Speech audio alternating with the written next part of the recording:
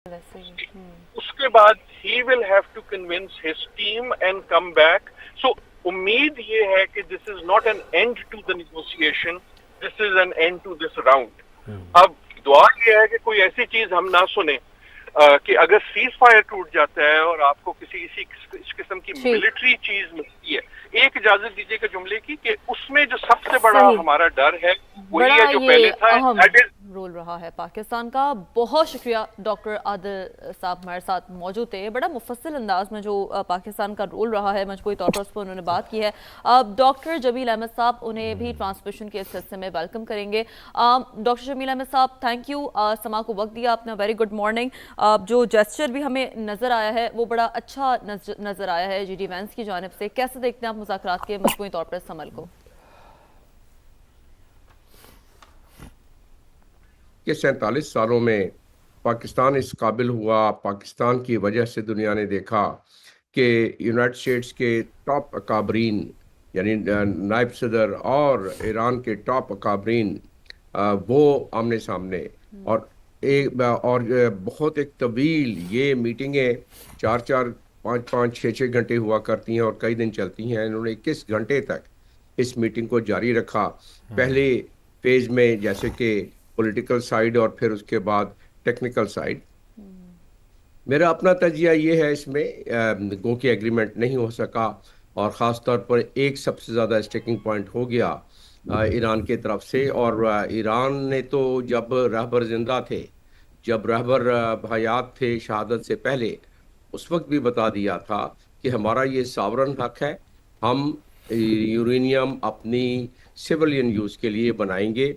लेकिन इस वक्त जो इज़राइल कह रहा था शुरू से, जब JCPO की हुई थी मीटिंग और जब मुसलसल 1 साल JCPO के हवाले से मीटिंगें चल रही थीं, उस वक्त भी इज़राइल का यही था कि ईरान के पास कोई ऐसे टूल्स ही ना हो. और वही अल्फाज JD वैंस ने दोहराए अपने प्रेस ब्रीफिंग में कि कोई ऐसी हुनर भी ना हो कि जिसके तहत आइंदा आने वाले सालों में, वो कह रहे थे not 1 year, not 2 years but many years, Iran should not be able to enrich the uranium. उसका मतलब ये, और फिर बात ये भी आई जो सरफेस पे आई है कि वो अपना इस्फहान और फोर्डान का जो है उसको डिसमेंटल कर दें, मतलब उसको मस्मार कर दें.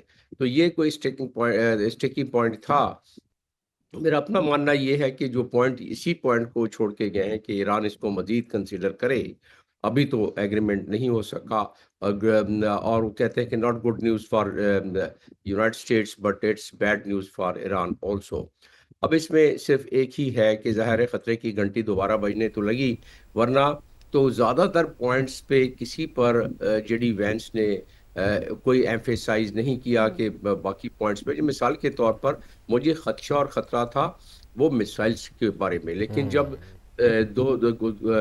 दो रातें कबल यानी गुज़श्ता रात से पहले वाली रात जब मैंने बयान देखा ट्रुथ सोशल पर JD वैंस का, तो उस वक्त अंदाज़ा ये हुआ, JD वैंस का नहीं बल्कि डोनाल्ड ट्रंप का, तो उस वक्त अंदाज़ा ये हुआ था मुझे कि मिसाइल की बात पे इतना अब एम्फेसाइज नहीं करेंगे, जोर नहीं देंगे. और वही हुआ 21 घंटों की इस मीटिंग्स में और इंटरेक्शन में कि मिसाइल्स पर इतना जोर नहीं दिया गया और वही इनरिचमेंट पर, और इनरिचमेंट पे थोड़ा जोर से ज़्यादा जोर दे दिया गया कि आप अपने सारे तनसीबात को डिसमेंटल करें.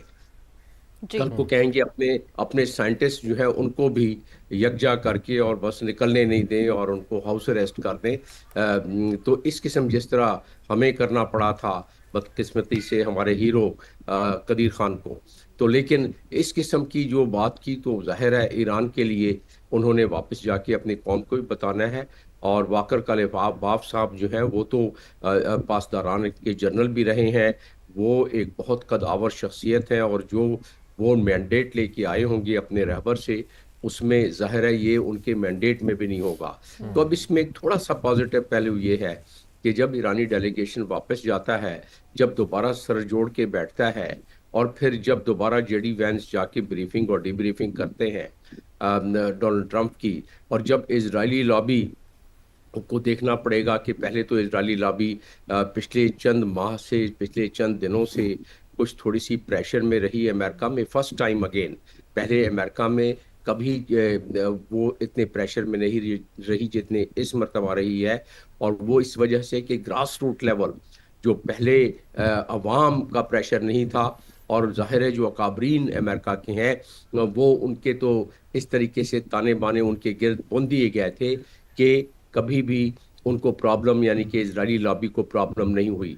लेकिन अब महसूस ये होता है कि अगर इजरायली लॉबी पर उसी तरह का प्रेशर जिस तरह 90 लाख अफराद निकल के जिन्होंने दिया था उस तरह का दोबारा नहीं होता है, तो शायद ये फैसला जो डोनाल्ड ट्रंप ने करना है और जेडी वैंस ने रिकमेंड करना है, जो भी बात हुई है, जो मैंडेट लेके वो आए थे और जो जिसका जिक्र उन्होंने किया बाद में, तो शायद वो अपने इस मैंडेट पर और अपने इस नुक्ते पर अमेरिका कायम रहे और डोनाल्ड ट्रंप कायम रहे, और उसमें फिर खदशात है। और मैंने ये भी देखा कि पाकिस्तान अपने एग्रीमेंट के मुताबिक, जो पाकिस्तान के बहुत सारे एग्रीमेंट हैं सऊदी अरब के साथ, पाकिस्तान ने अपने ट्रुप्स को भी मजीद डिप्लॉय करना शुरू कर दिया, वहाँ मजीद ट्रुप्स भेजे। हालांकि मेरा अपना Assalamu alaikum, a very good morning. Let me begin by expressing my deep to the Islamic Republic of Iran and the United States of America for responding to the call made by Prime Minister of Pakistan, Mohammad Shahbaz Sharif, for an immediate ceasefire in the region, as well as for accepting Prime Minister's invitation for holding peace talks in Islamabad. The delegation of the United States of America was headed by the U.S. Vice President J.D. Vance, and the delegation of the Islamic Republic of Iran was headed by Speaker of the Iranian Parliament, Bakhar Ghalibaf, arrived yesterday in Pakistan to participate in Islamabad talks. I, along with the Chief of Defense Forces and Army Chief, Field Marshal Sayyid Asim Munir, helped mediate several rounds of intense and constructive negotiations between the two sides that continued through the last 24 hours and ended this morning. On behalf of Pakistan, I would like to express gratitude to the two sides for appreciating Pakistan's efforts to help achieve the ceasefire and its mediatory role. We hope that the two sides continue with the positive spirit to achieve durable peace and prosperity for the entire region and beyond. It is imperative that the parties continue to uphold their commitment to ceasefire. Pakistan has been and will continue to play its role to facilitate engagement and dialogue between the Islamic Republic of Iran and the United States of America in the days to come. I thank you all. You were just watching the Deputy Prime Minister and Foreign Minister of Pakistan. تو نائب وزیر اعظم اسحاق ڈار اہم گفتگو کر رہے تھے اور وہ یہ کہہ رہے تھے کہ امریکہ ایران مذاکرات مسلسل 24 گھنٹے جاری رہے، پاکستان اپنا کردار ادا کرنے کا سلسلہ جاری رکھے گا۔